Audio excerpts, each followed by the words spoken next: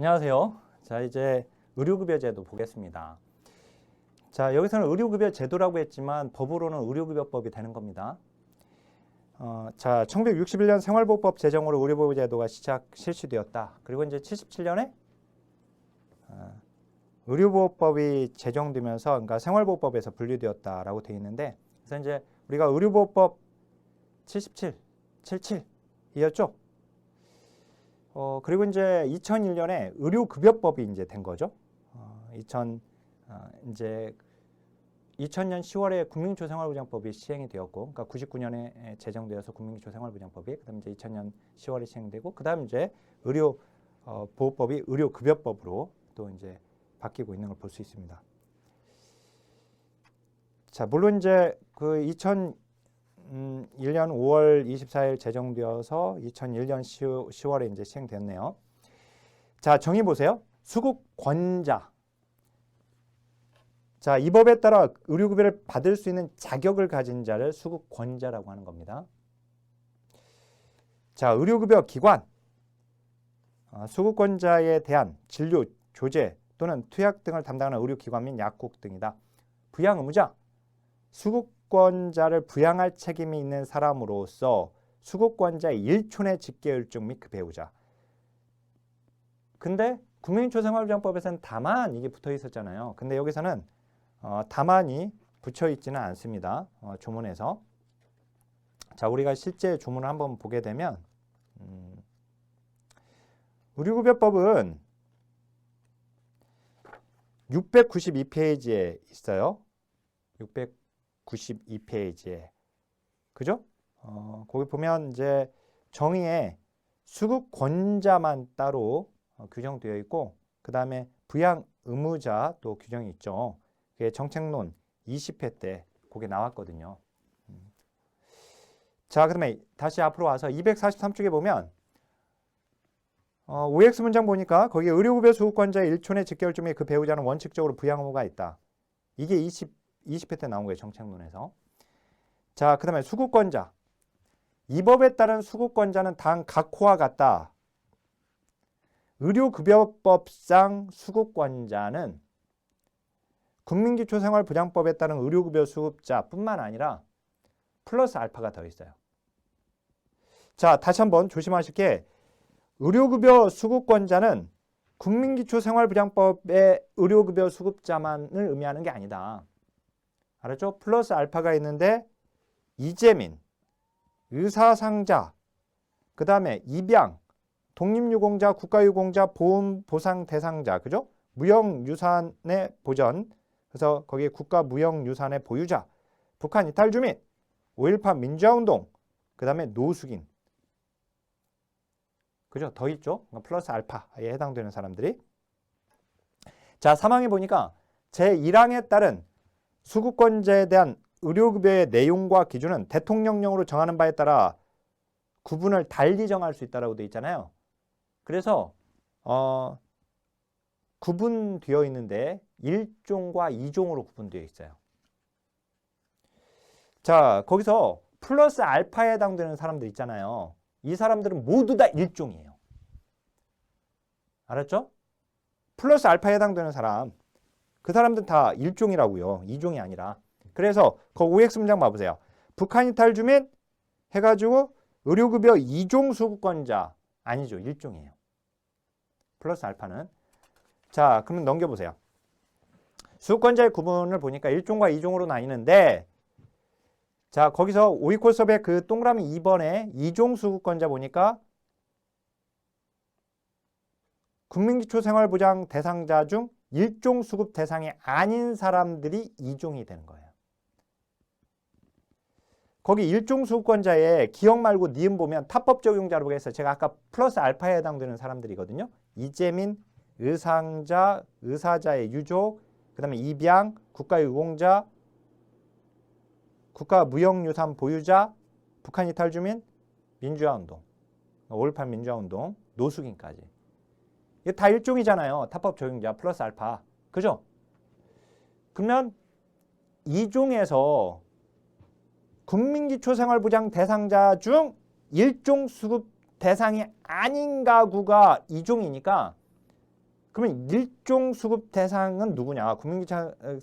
기초생활보장 대상자 중 일종 수급 대상. 그래서 거기 동그라미 1번에 기억 보면 국민기초생활보장제도 수급자 중 18세 미만인 자, 그 다음에 65세 이상인 자. 아, 요거예요. 65세 이상, 그죠? 그 다음에 18세 미만이란 말이에요, 여기. 그죠? 이상이니까 65를 포함하고 이제 하는 거, 18세 미만은 18을 포함하지 않는 거죠. 그죠? 자, 국민기초생활보장 수급자인데, 그죠? 국민기초생활보장 수급자 중에서라고 했잖아요. 중에서, 그죠? 중에서 65세 이상, 그 다음에 18세 미만인 자는 몇 종이에요? 여기는 일종 수급자죠. 일종 수급자. 자, 그러면 국민기초생활보장 수급자 중 여기가 아닌 사람은 누구예요? 그러면 여기 아닌 사람은 이 사이에 있는 사람이죠. 18세부터 64세까지는 몇 종? 2종이 되는 거예요. 전제는 국민기초생활보장 수급자 중이라고 하는 게 반드시 들어가야 하고, 알았죠? 그 중에서 국민기초생활보장 수급자 중에서 여기 이상, 여기 미만은 1종이고 이 사이에 있는 사람들은 2종이다. 알았죠? 그러면 18세 인자는 몇 종? 2종. 그죠? 18세 인자는 2종인 거예요. 당연히 국민기초생활보장제도 수급자 중 18세 인자는 2종이 되는 거죠. 그죠? 자, 거기에 OX 문장. 국민기초생활보장 수급자 중 보장시설에서 급여를 받는 자는 2종 수급자로 구분한다가 아니라 보장시설에서 급여를 받고 있는 자도 거기 보면 기억에 여러 사람들이 나와 있는데 거기에 들어가 있죠? 1종이에요. 자, 적용배제. 수급권자가 다른 법령에 따라 의료급여를 받고 있는 경우 이 법에 따른 의료급여를 하지 아니한다. 자, 무슨 말이에요, 이게? 다른 법령에 따른 의료급여를 받고 있는 경우가 있나요?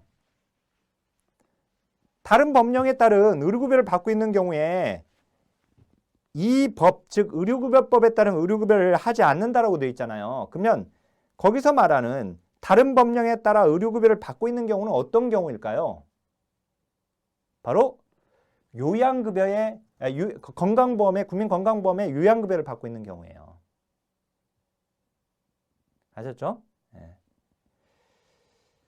자, 우리가 질병의 문제는 이렇게 생각하면 돼요. 우리나라는 이렇게 되어 있다. 여기 빈곤선 밑에 있는 사람들은 공공부조죠? 여기 있는 사람들은 사회보험이죠? 그죠? 여기 빈곤선 위에 있는 사람들의 건강을 보장하고 있는 것은 건강보험이에요. 사회보험에서. 국민건강보험. 국민건강보험법. 아셨죠? 밑에 있는 사람들, 여기 빈곤선 밑에 있는 사람들의 질병의 문제를 담당하고 있는 것이 지금 우리 공부하는 의료급여법이에요. 알았죠? 근데 의료급여법에서는 의료급여라고 하는 거예요, 이거를. 자, 의료급여법에서는 이것을 의료급여라고 하고 국민건강보험법에서는 이걸 뭐라고 하냐면 요양급여라고 하는 거예요, 요양급여. 명칭만 다를 뿐이지 내용은 같은 거예요. 알았죠? 명칭은 다르지만 내용은 같단 말이에요. 그래서 결국은 이 둘 중에 대상자가 되는 거예요. 우리나라 사람은. 이쪽의 대상자거나 이쪽의 대상자인 거예요. 아셨죠? 자, 그래서 거기에 의료급여심의위원회 보니까 의료급여심의위원회는 보건복지부 시도 시군구에 두죠. 우리 전 시간 국민기초생활보장법에서 생활보장위원회가 있었어요. 생활보장위원회도 보건복지부 시도 시군구에 둬요. 보건복지부에 두는 생활보장위원회를 중앙생활보장위원회라고 했던 것처럼 의료급여심의위원회, 이것도 보건복지부에 두는 의료급여심의위원회를 중앙의료급여심의위원회라고 하는 거예요. 알았죠? 그래서 이 중앙의료급여심의위원회 위원장은 보건복지부 차관이죠. 그죠? 인원은 15명 이내. 생활보장위원회, 중앙생활보장위원회 위원장은 보건복지부 장관이었어요. 그 다음에 유언은 16명이었어요. 얘는 15명이지만 우리 어디서 공부했냐면 거기 242페이지 제일 위에. 그죠? 중앙생활보장위원회. 얘하고 이제 비교해보면. 자, 의료급여의 내용. 진찰 검사, 약제 치료재료의 지급, 처치 수술, 그 밖의 치료, 예방 재활, 입원 간호 이송. 자, 이 의료급여의 내용 자체를 물어보기도 했었거든요. 참고로 아까 의료급여 심의위원회는 얘는 심의만 하거든요. 그죠? 심의하기 위해서 보건복지부 시도 시군구에 둔다고 되어 있는데 우리가 중앙생활보장위원회는 242페이지 걔는 심의 의결까지 합니다. 자, 그 다음에 거기 다시 한번 의료급여의 내용은 이렇게 생각하면 돼요. 우리가 아프면 어떻게 돼요? 다치면. 그러면 병원에 이송되죠. 그죠? 병원에 이송되잖아요. 병원에 이송되면 이제 가서 각종 검사 맞고 진찰 검사 맞겠죠. 1번에. 그죠? 그리고 이제 병원에 입원이 되는 거죠. 그렇게 되면서. 그리고 입원했으니까 간호받고 있는 것이고. 그 다음에 이제 처치, 수술도 받게 되고. 그죠? 그다음에 그러면서 약제 치료제도 지급되고. 그러니까 우리가 병원에 갔을 때를 생각하면 돼요. 알았죠? 이게 건강보험의 요양급여하고 한번 차이점을 한번 봐볼까요?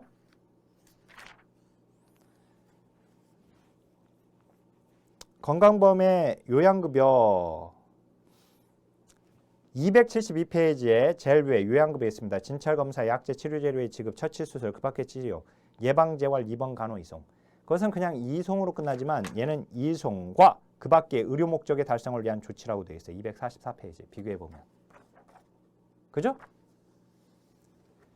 자, 그다음 의료급여의 변경.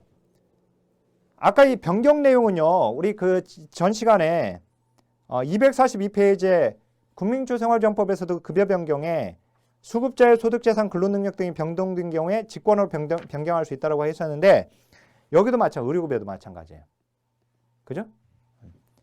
자, 의료급여 기관, 의료기관, 보건소, 보건의료원, 보건지소, 보건진료소, 약국, 한국기기, 필수의약품센터까지. 자, 의료급여 기금의 설치 및 조성. 이 법에 따른 급여 비용의 재원에 충당하기 위하여 시도에 의료급여 기금을 설치하네요. 어디에다가? 시도에다가. 그리고 이 기금에는 들어가는 재원 중에 지방자치단체 출연금이 들어가 있네요. 그래서 거기 OX문장 우리 20회 때 정책론에서 나왔는데 의료급여 기금에는 지방자치단체 출연금도 포함된다 해서 이렇게 맞게 나왔습니다. 소멸시효는 3년이고요. 우리가 5대 공공부조법에서 의료급여법만 소멸시효가 3년이고 나머지는 다 5년이에요. 기본적으로 국가재정, 일반 조세를 가지고 이루어지는 정책의 경우에 국가재정법에서 소멸시효를 5년으로 두고 있습니다. 그래서 그 해당 법에서 따로 소멸시효 규정을 주지 않으면 무조건 5년이에요. 그러면. 근데 이렇게 따로 두고 있는 경우도 있고. 근데 얘는 지금 이제 3년인데 5대 공공부조법에서 소멸시효가 5년이 아닌 것은 얘밖에 없어요. 얘만 3년이고 나머지는 다 5년이에요. 알았죠? 자, 그 다음에 긴급복지지원제도로 가겠습니다. 긴급복지지원제도는 법으로는 긴급복지지원법이에요. 빨리 끝나잖아요. 보니까 조문이 몇 개 안 돼요. 그리고 이제 핵심적인 거 지금 보고 있는데 이제 법률 조문으로는 이제 법제론에서 보겠습니다. 자, 긴급복지지원제도 보세요. 지금 19, 22회 때 나왔다는 것은 이건 이제 정책론에서 나왔다는 뜻이에요. 법제론에서는 무조건 한 문제가 나온다고 보면 됩니다. 법 조문으로는. 자, 이 법은 2005년에 제정되었죠. 본래는 5년간 효력을 가지는 한시법으로 제정이 되었거든요. 한시법은 유효기간을 정해놓고 그 유효기간이 끝나면 폐지하는 법을 얘기해요. 한시적으로만 운영하는 법. 근데 거기 이제 그 부칙, 유효기간이 이 법은 시행일로부터 5년간 그 효력을 가진다라고 이게 들어가 있었거든요. 부칙에. 근데 그것을 2009년에 삭제시켜버렸어요. 본래는 거기 시행일로부터 5년간이니까 2005년에 제정돼서 2006년에 시행됐으니까 2011년까지 가게 됩니까? 그죠? 근데 2009년에 도중에 그 유효기간을 삭제함으로 인해서 더 이상 얘는 한시법이다 아니다. 한시법이 아니라 지금도 존재하는 법이고요. 그 다음에 위기상황. 긴급복지지원법은 긴급한 상황에 대한 제도예요. 긴급한 상황, 위기상황. 그래서 그 위기상황에 해당되는 거, 주소득자의 사망이나 가출이나 행방불명이나 구금시설의 수용됨으로 인해서 소득을 상실한 경우. 당연하죠, 이런 경우. 그 다음 이제 중한 질병 또는 부상을 당한 경우. 자, 가구 구성원으로부터 방임, 유기되거나 학대 등을 당한 경우. 자, 가정폭력을 당하여 가구 구성원과 함께 원만한 가정생활을 하기 곤란하거나 가구 구성원으로부터의 성폭력을 당한 경우. 자, 여기서 조심하실 것은 그냥 성폭력이 아닌 거예요. 긴급복지지원법에서 위기상황은 그냥 성폭력이라고 하면 안 되고 가구 구성원으로부터의 성폭력이 해당됩니다. 이건 이미 시험에 나왔었어요. 그냥 성폭력이라고 해서 틀리게끔. 화재 또는 자연재해 등으로 인해 거주하는 주택, 건물에서 생활하기 곤란하게 된 경우. 자, 주소득자 또는 부소득자의 휴업, 폐업 또는 사업장의 화재 등으로 인해서 실질적인 영업이 곤란하게 된 경우. 주소득자 또는 부소득자의 실직으로 소득을 상실한 경우. 거기까지 외워야 돼요. 만약에 이걸 맞추고 싶으면. 법제론에서 여러 번 나왔죠. 위기상황. 위기상황에 해당되지 않는 거, 위기상황에 해당되는 거 이렇게 문제가 나와요. 알았죠? 이제 거기까지 아는 게 중요하고 그 8번에 보건복지부령으로 정하는 기준 해서 그게 바로 이제 5위 코스업에 이제 들어가 있는 거예요. 우리가 보건복지부령이면 시행규칙을 얘기하거든요. 대통령령 하면 이제 시행령이고. 근데 어쨌든 보건복지부령 그게 바로 시행규칙인데 거기 5위 코스업에 보니까 시행규칙 따로 들어가 있죠. 또. 그죠? 가구원의 보호, 양육, 간호 등의 사유로 소득활동이 미비하거나 국민초생활보장법의 급여가 중지되었거나 뭐 해가지고 쭉 나와 있죠. 뭐 수도가스 등의 공급이 그 사용료의 체납으로 인해서 상당 기간 동안 중단되거나 뭐 이런 것들. 자, 근데 그 보건복지부령으로 정하는 기준은 아직 시험에 나온 적이 없어요. 알았죠? 그래서 거기 1번부터 7번까지 아는 것이 중요해요. 그 외에는. 그리고 이제 그 5위 코스업 밑에 보니까 긴급복지지원제도는 보편주의 원칙에 부합한다가 아니라 이거 선별주의 제도죠? 공공부주 제도니까 선별주의 원칙에 부합한다라고 해야지 맞는 겁니다. 자, 그다음에 246쪽으로 와서 계속 기본 원칙입니다. 선지원 후 처리 원칙이에요. 선지원 후 처리.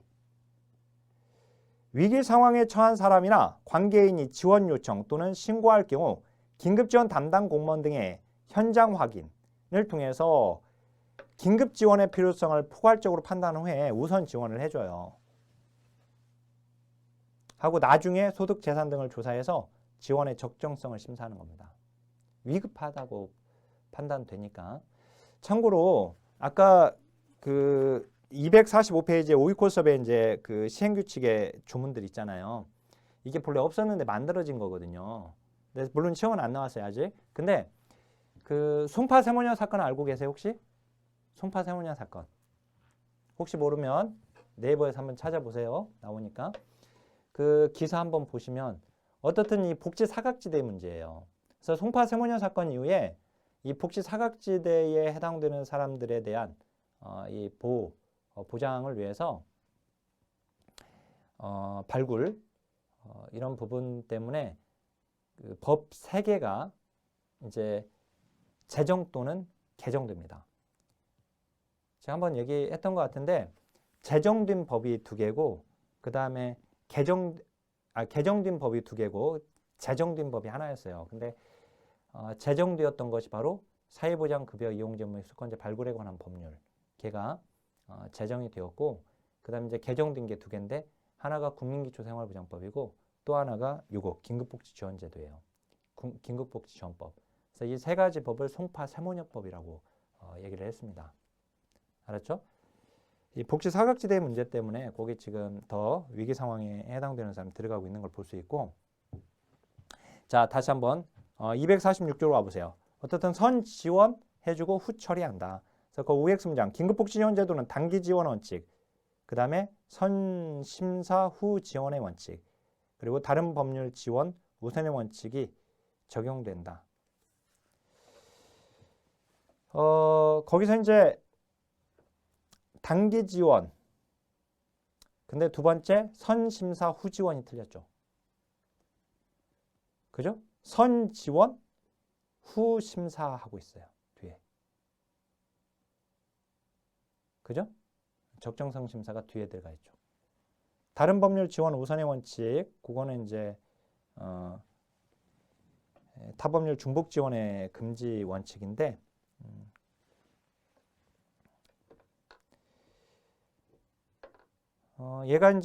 얘도 이제 타법률 지원 우선의 원칙, 그러니까 다른 법률이 먼저 지원해라 이렇게 되어 있는 거죠. 그건 지금 맞는 거예요. 거기 선심사 후지원이 지금 틀렸는데요. 그 단기 지원 보면 이 법에 따른 지원은 위기 상황에 처한 사람에게 일시적으로 신속하게 지원하는 것을 기본 원칙으로 한다고 되어 있고요. 그래서 이제 요게 이번에 개정됐거든요. 거기가 지금 개정된 표예요. 그게 개정된 걸 반영한 표예요. 근데 이게 나와버렸어요. 이번에 시험에서. 그거 보면 생계는 3개월, 시설 이용 1개월. 그죠? 근데 이제 원칙은 근데 시장군수구청장의 결정에 의해서 2개월 범위 내 지원 연장 가능하고 긴급지원 심의위원회에서 3개월 범위 내 추가 연장이 가능하다고 되어 있습니다. 주거 1개월.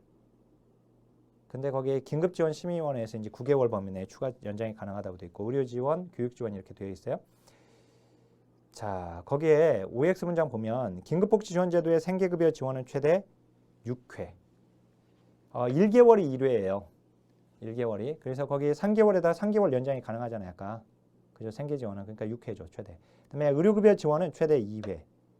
그죠? 1회인데 1회 추가 연장 가능하니까. 주거급여는 최대 12회. 그죠?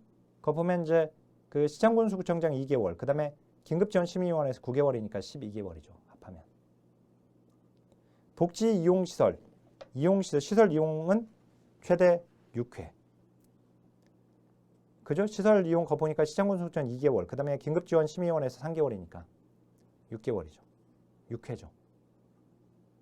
1개월에 1회거든요.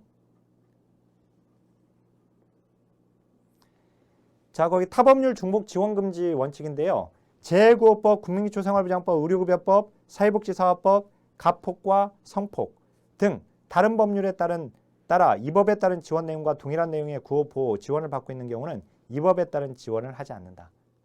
그러니까 다른 법률로 지원받고 있으면 이 법은 지원 안 할 거야 이렇게 되는 거예요. 그죠? 우리 국민기초생활보장법에서도 다른 법률로 먼저 보호받아. 못 받으면 도와줄게. 후순위성의 원칙이 있었죠.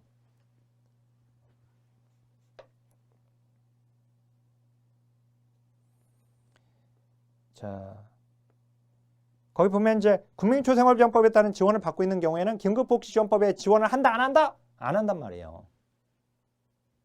그죠? 얘는 긴급한 경우잖아요. 얘가 더 뒤로 빠져 있는 걸 볼 수 있어요. 자, 가구 단위 지원 원칙 이렇게 되어 있습니다. 가구 단위로 산정하여서 지원하는 것을 원칙으로 한다. 자, 외국인 됩니까 안 됩니까? 외국인 돼요. 여기 긴급복지 지원 대상자. 그 다음에 그 긴급지원 기관 시장군수구청장입니다. 시도지사는 들어가 있지 않아요. 시장군수구청장입니다. 참고로 긴급한 상황이에요. 지금 시도는 너무 멀어요. 시군구가 가까이 있잖아요. 시도는 멀리 있잖아요. 이게 대도시에 살면 우리가 그 시도 가깝다고 생각하기 쉬운데 시골 생각해 보세요. 시골 생각하면 도청 한번 갔다 오려면 하루 잡아야 돼요. 너무 멀리 있단 말이에요.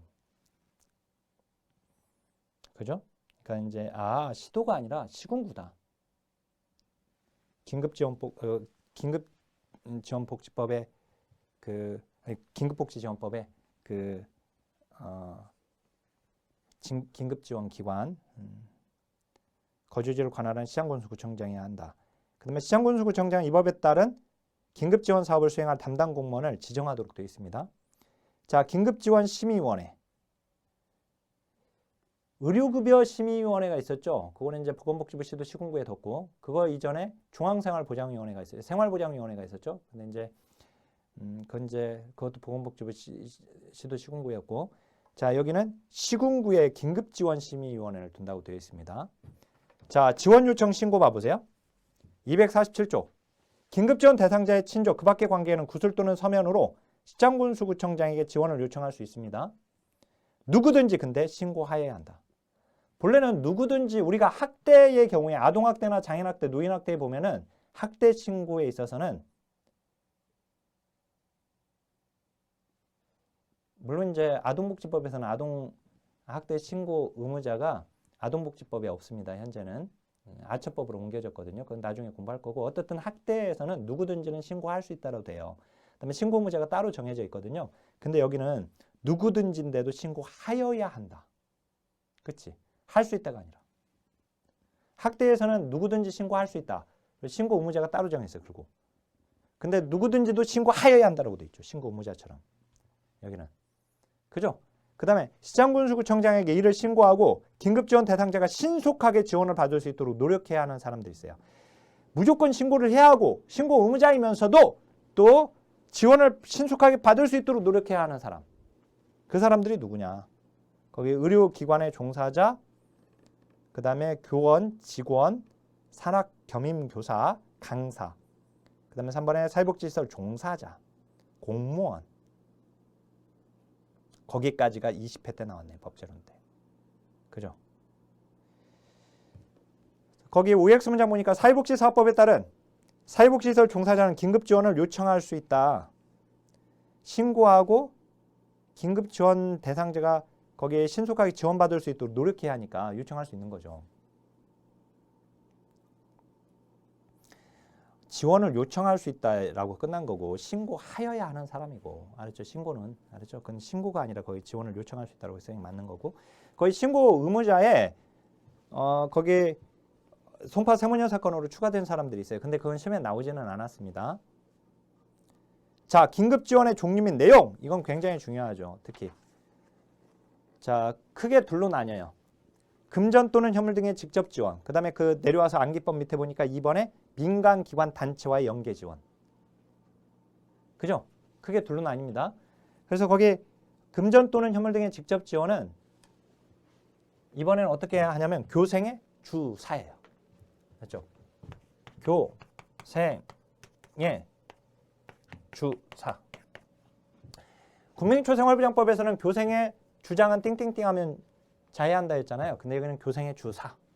주장이 아니라 주사. 그죠?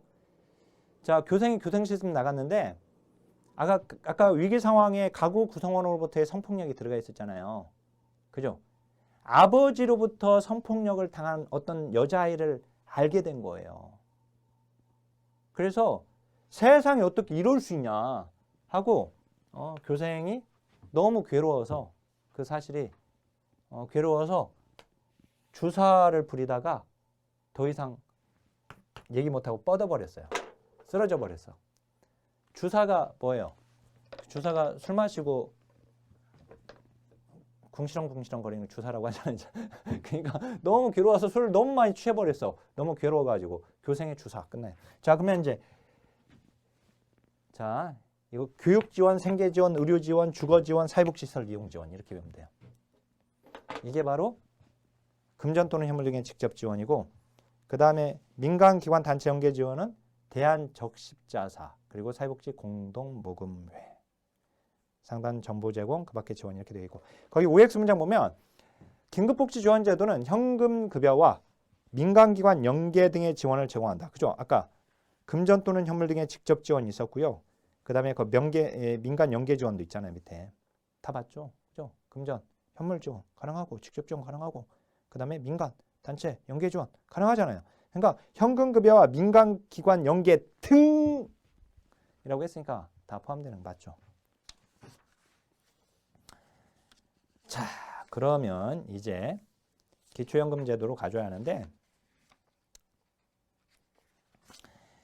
자, 기초연금하고 장애인 연금은 얘는 이제 세트입니다. 그래서 그 248쪽에 제가 그림을 하나 그려놨어요. 우리나라 실질적인 제도 내용 공부하니까 재밌죠? 네, 재밌다고 했어야 합니다. 자, 아닌데요? 그러면 안 되고. 자, 재밌다고 했어야 돼요. 자, 제가 그랬죠? 계속 재밌다 하면서 공부를 하는 겁니다. 우리 자. 네. 그리고 주위에 홍보 좀 해주세요. 주위에 많이 이 강의를 주변에 좀 강의 좀 들으라고. 그 혹시 아직도 막 그 망설이거나 아직도 갈피를 못 잡고 있거나 그런 주위 사람들 중에서 1급 시험을 좀 어떻게 120점만 넘겨보려고 하거나 하는 사람들 있으면 그런 환상에서 좀 벗어나서 그 수없이 많은 사람들이 120점만 넘기려고 하는데 정말 많은 사람들이 떨어지는 거거든요, 지금. 합격률이 30% 많을 때도 있긴 하지만 그러니까 주위에 혹시라도 아니야 나는 그냥 이것만 해가지고 할 거야. 물론 이제 그렇게 합격할 수도 있죠. 그죠? 그렇지만 안정적으로 공부하라고 독려도 해주시고 그리고 이제 여기서 강의를 들어라. 이렇게 좀 이게 그 홍보도 해주시고 자 이제 기초연금 그 다음에 장애인연금을 봐야 하는데 248쪽에 제가 그림을 그려놨잖아요. 거기 보면 자 여기서 이제 또 소득과 재산이 많은 사람 그래서 위에 있는 사람 그 다음에 아래에 있는 사람 다 집어넣었어요. 자 근데 이제 여기가 이제 기초연금법입니다. 기초연금법. 그 다음에 여기는 장애인연금법이에요.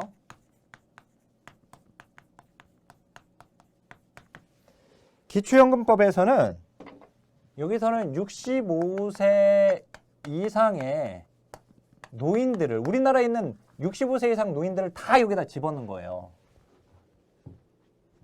못 사는 사람부터 잘 사는 사람까지 다. 알았죠? 그러면 이제 이 장애인연금법에서는 우리나라에 있는 18세 이상의 중증 장애인을 18세 이상의 중증 장애인들을 여기다가 싹 집어넣은 거예요. 원리가. 알았죠? 이렇게 집어넣고 그 다음에 선을 하나 그었어요. 이 선이 무슨 선이냐면 선정 기준액이에요. 선정 기준액. 알았죠? 선정 기준액이고 선정 기준액 이하에 이제 자, 요거 이하에 뭐가 있어야 하냐면 이하에 선정 기준액 이하에 소득 인정액이 있어야 돼요. 근데 우리가 소득 인정액은 이제 계산할 때 국민초생활병법에서는 개별 가구의 소득 평가액 플러스 재산의 소득 환산액이었죠. 공식 외우세요. 자, 근데 이제 기초연금에서는요. 기초연금에서는 이걸 어떻게 산정하냐면 기초연금은 할아버지 할머니예요. 물론 이제 65세를 넘겼어도 청년이죠. 청년인데 다 할아버지 할머니가 아니라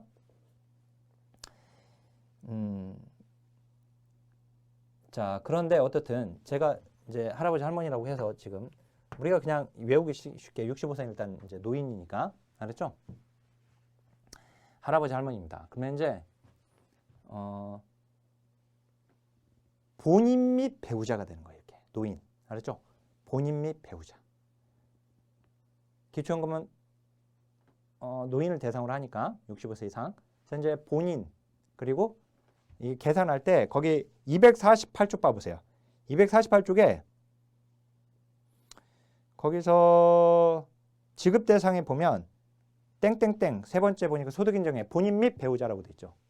이게 이제 단위가 여기는 개별 가구가 단위가 아니라 본인 및 배우자의 국민초생활정법에서는 개별 가구의 이렇게 했는데 여기는 본인 및 배우자의 알았죠? 본인 및 배우자의 소득 평가액 플러스 재산의 소득 환산액. 나머지는 좀 똑같아요. 기본 단위만 다를 뿐이지. 자, 그러면 여기 장애인연금법은 거의 249쪽에 장애인연금제도 그 정의를 봐보세요. 그 아래 정의 보니까 소득인정의 수급권자와 그 배우자. 그죠? 얘는 수급권자와 그 배우자의 나머지는 똑같아요. 소득 평가액 플러스 재산의 소득 환산액이에요. 알았죠? 그래서 요 소득 인정액이 이 이하에 있으면 대상자가 되는 거예요. 여기도 여기 소득 인정액 이거 이제 계산해 가지고 이게 이하에 있으면 대상자가 되는 거예요. 근데 이 선정 기준액을 어디에다 맞추느냐? 이건 뭐 올렸다 내렸다 할 수 있는 것이지만 이 선정 기준액을 전체 65세 이상 노인 전체 중에서 밑에 70%가 받을 수 있게끔 하는 거예요. 그러니까 잘 사는 위에 있는 30%의 노인들은 대상으로 삼지 않겠다. 자, 장애인연금법도 전체 18세 이상 중증장애인 중 70%만 받게끔 이 선을 딱 여기다 맞추는 거예요. 잘 사는 30%는 주지 않겠다. 그러니까 소득하위 70%까지만 준다 이거예요. 그래서 여기 소득 여기 보면 소득조사하고 여기 재산조사 하잖아요. 여기 소득조사하고 재산, 즉 자산조사 했잖아요. 그죠? 그래서 이것을 이제 공공부조제도로 이제 우리가 분류를 하는 겁니다. 알았죠? 자, 그러면 여기서 길버트와 테렐의 정책 내용 분석의 급여 자격 몇 가지 있었어요. 보편주의, 선별주의 이렇게 나누는 거 말고 4가지 있었죠. 귀속적 욕구, 보상과 기여, 그 다음에 진단적 구분, 그 다음에 자산조사. 그죠?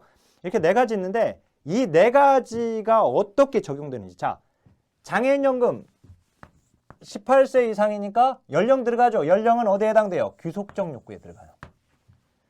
자, 그 다음에 중증 장애인, 장애 어디에요? 진단적 구분. 그죠? 진단적 구분에 들어가요.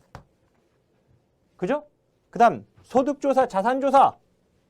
그래서 자산조사에 들어가요. 보상기여에는 들어가 있지 않죠, 지금. 그죠? 보면. 자, 그 다음에 여기는 65세 이상 노인이니까 여기도 연령 들어갔죠? 먼저 귀속적 욕구 들어갔어요. 그죠? 근데 여기는 진단적 구분은 들어가 있지 않죠, 여기는. 그죠? 그 다음에 여기 이 2가지 뭐예요? 여기 자산조사 들어가 있는 거예요. 길버트와 테렐의 정책 내용 분석을 적용해야 돼요. 그래서 장애인연금법은 법제론에서는 나온 적이 없지만 정책론에서는 이게 나와요. 알았죠? 이렇게. 그래서 이거 알고 계시고, 그러면 이제 이 강의 내용을 가지고 한번 내용을 들여다보겠습니다.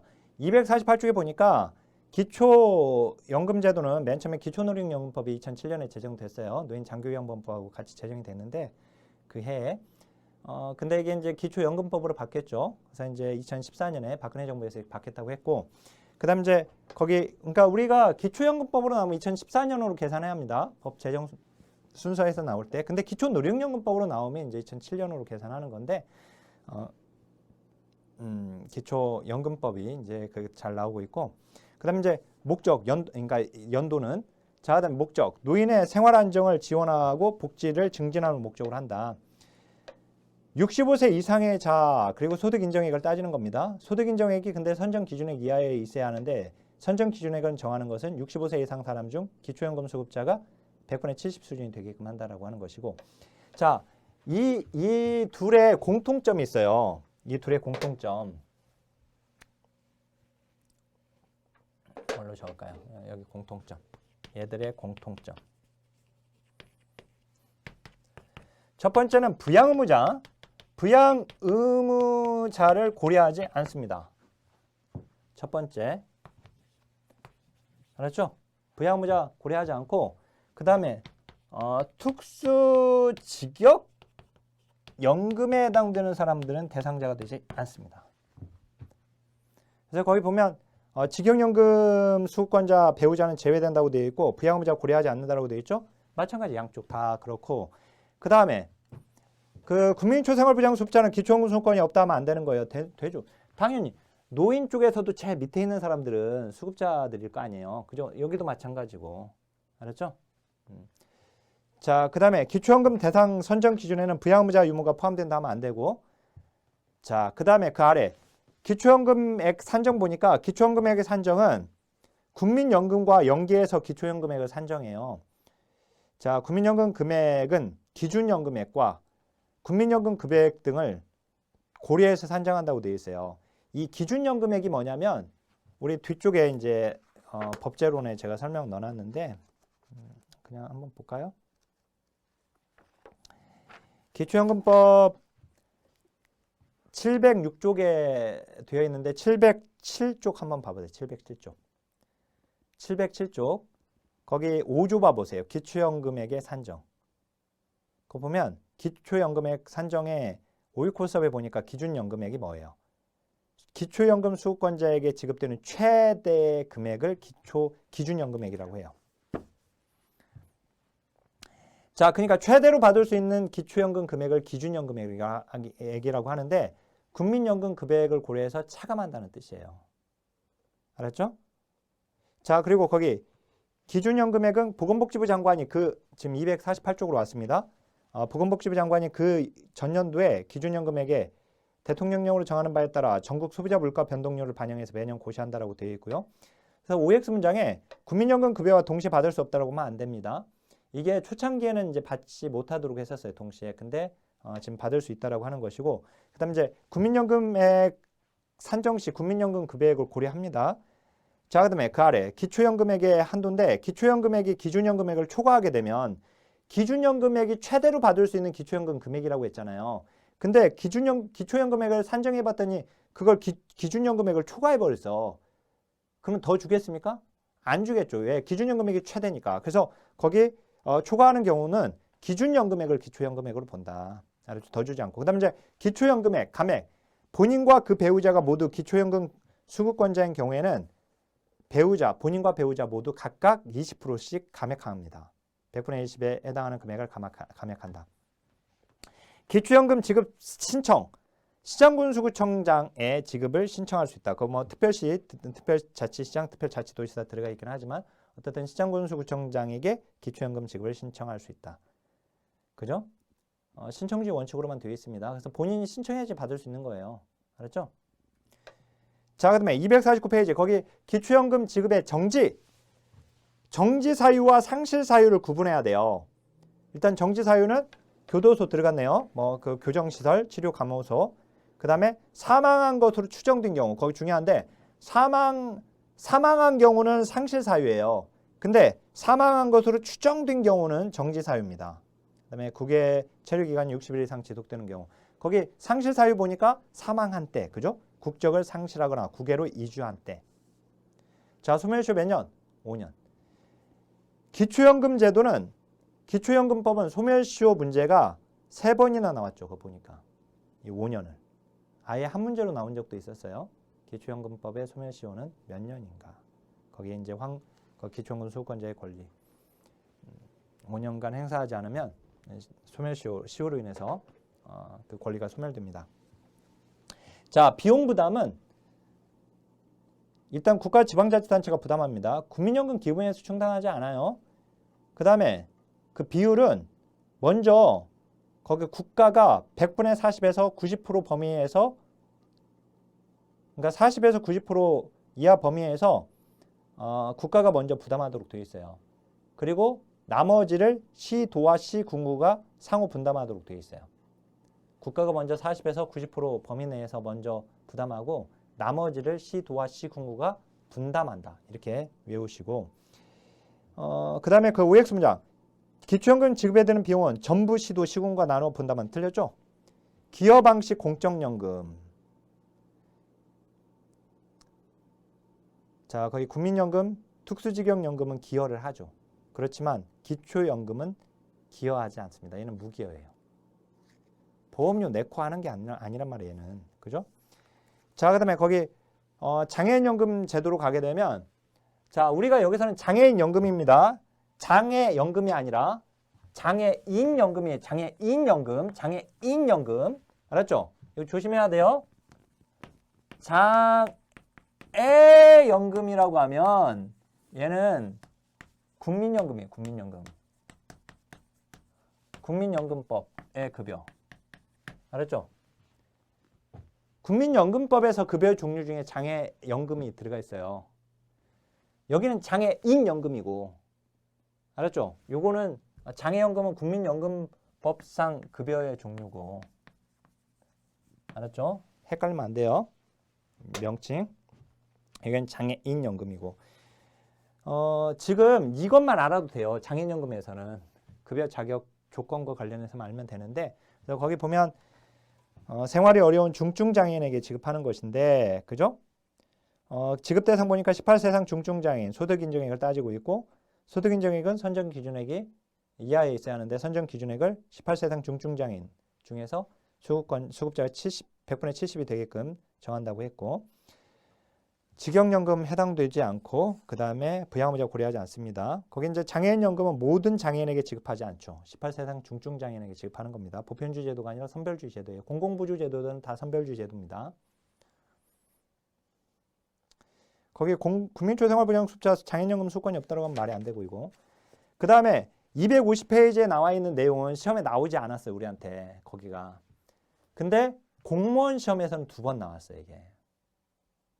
그래서 이제 공무원 사회복지학 개론을 이제 준비하는 경우는 이렇게 1급 시험이 나오는 것과 공무원 시험이 나오는 부분, 겹치는 부분들이 있어요. 근데 겹치는 부분이 대략 한 60%라고 하면 공무원 시험에서 공무원 시험이 범위가 더 넓어요. 1급보다.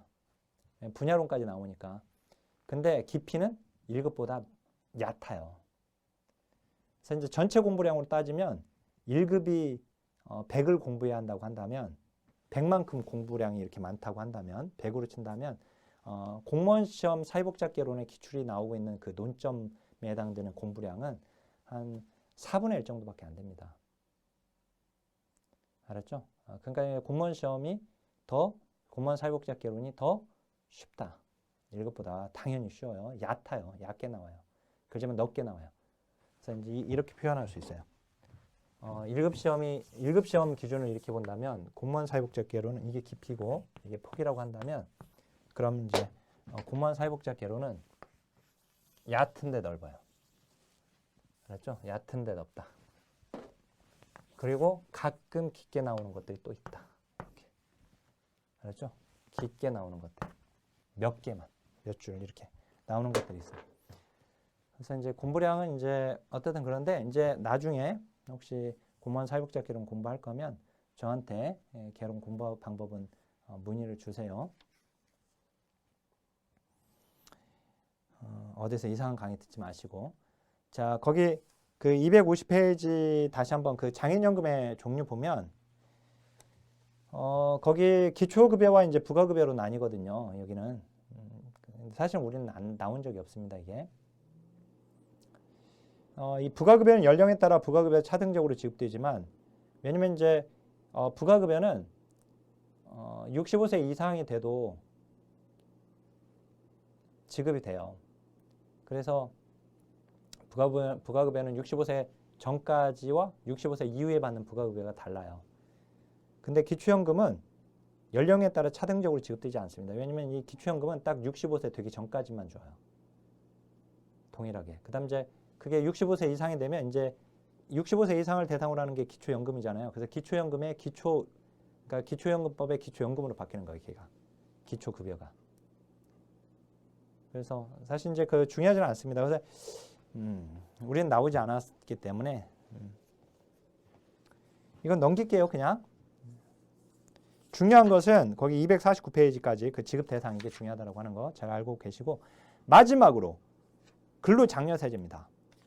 자, 우리가 5대 공공부조법을 공부했는데요. 이제 이 근로장려세제는 얘는 조세정책이에요. 조세정책. 자, 거기 제도에 의의 봐보세요. 부양 아동이 있는 저소득 근로가구에게 제공하는 소득 보조금으로 조세급여의 일종, 근로소득 빈곤층, 워킹푸어죠. 빈곤층, 일은 열심히 하는데 가난한 사람들. 이 근로빈곤층이 일할 경우에 정부가 현금을 지급하는 일종의 마이너스 조세제도입니다. 세 공제해 주는 건데요. 근로연계형 소득지원제도예요. 이걸 왜 그러면 일해야지 받을 수 있는 거니까 근로연계예요. 빈곤층에게 노동에 따라 세액 공제를 해준다는 것으로 노동에 참여하는 빈곤층에게만 세액 공제를 통해 지원을 해주는 것입니다. 결국 일하게 만드는 제도예요. 그래서 근로능력이 있는 빈곤층이 자립할 수 있도록 지원하는 것이고 목적은 어디에 있냐면 근로동기 유인이에요. 일하게 만들려고 하는. 또 한편으로 이제 근로빈곤 계층의 빈곤 감소, 경제적 자립 지원, 빈곤의 함정 탈출, 저소득층의 소득 증대, 소득 재분배 효과. 그래서 거기 OX 문장. 근로빈곤층에게 실질적 혜택을 제공하여 빈곤을 탈출을 지원하려고 하는 것이고 빈곤 함정 탈출이라고 했죠. 아까 목적에. 그 다음에 제가 우리나라 근로장려세제 EITC는 근로 능력이 있는 저소득층의 근로유인을 제고하려고 하는 겁니다. 자, 오른쪽으로 와보세요. 이제 이 제도는요 본래 미국에서 만들어진 것인데 미국에서 부의소득세로 먼저 만들어져요. 근데 이 부의소득세 어떻든 일하게끔 만들려고 했던 제도인데 이게 효과가 좋지 않았어요. 그래서 1975년에 포드 정부에서 EITC 제도로 도입을 하게 됩니다. 더 이제 개선시켜서. 그리고 이제 이 EITC 제도가 성공적으로 정착됩니다. 그래서 미국에서 성공적인 사회복지제도로 평가가 되어서 다른 나라에서 이 제도를 모델로 도입을 했고요. 우리나라도 미국의 EITC 제도를 모델로 해서 도입을 합니다. 그래서 이제 2번으로 가보면 근로소득 보전세제, 이제 우리나라 거가 중요한 건데 근로장려금이라고도 하죠. 이거를 근로장려세제, 근로장려금, EITC 이렇게 표현을 하는데 거기 소득과 재산이 일정 금액 미만인 근로자, 종교인, 사업자, 가구에 대해서 일하는 만큼 가구 구성과 총 급여액 등에 따라서 산정된 근로장려금을 지급한다. 자녀장려금도 지원을 하고 있고요. 자, 그래서 우리나라 근로장려세제 사업자는 근로장려금을 받을 수 없다라고 이렇게 나왔는데 틀리죠? 받을 수 있잖아요. 거기 전문직 제외 사업자 가구에 대해서라고 했죠. 근로자, 종교인, 그리고 사업자 가구에 대하여. 그죠?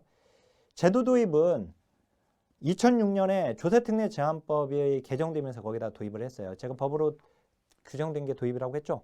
얘가 실제 시행된 건 2009년입니다. 그래서 제가 그때 법 이렇게 재정연도 할 때 그때 도입이냐 시행이냐 할 때 이것도 제가 거기서 넣어가지고 해드렸었는데 2009년에 시행됐어요. 얘가.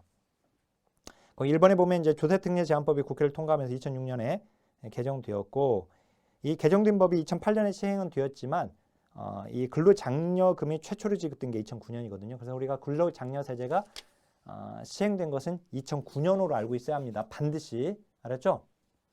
이게 잘못 소개하는 책들도 있어요.